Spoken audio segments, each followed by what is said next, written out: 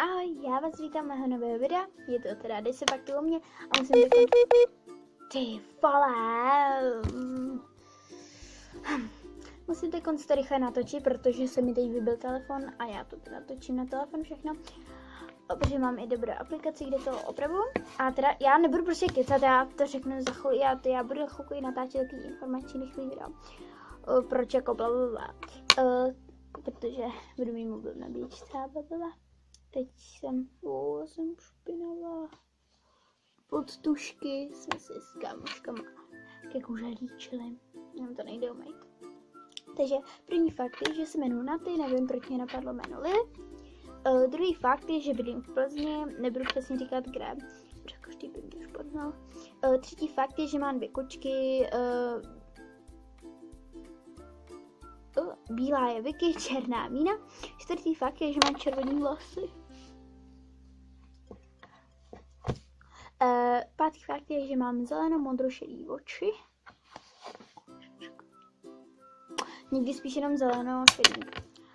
Moje nejoblíbenější youtuberky jsou Falenka, to je fakt úplně božská holka, jako já ji úplně obdivuju. A pak tady, i když ona má jako tady víc subscribe, tak si myslím, že Falenka jakože lepší, no. Nevím, oni jsou tak obě dobrý, tak stejně každý, jakože tady je víc jako přes to beauty a Falenka je víc přes to jako takový třeba ten Minecraft a tak.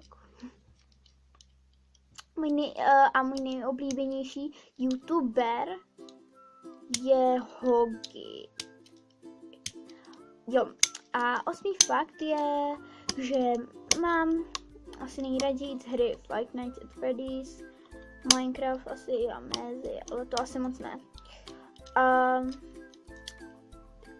A to můj nejoblíbenější film je V zajetí démonů. Co pak nám zemřeš? Asi tak, tuto něco. No a jednou, 10. fakt je, že jednou bych chtěla mít 1000 subscribe. To je úplně nejvíc tuto. Jednou bych možná mohla dosáhnout 1000 subscribe. Možná jo. Takže já doufám, že se vám tuto fakt jako úplně rychlý video líbilo. A uvidíme se příště. Tak čau.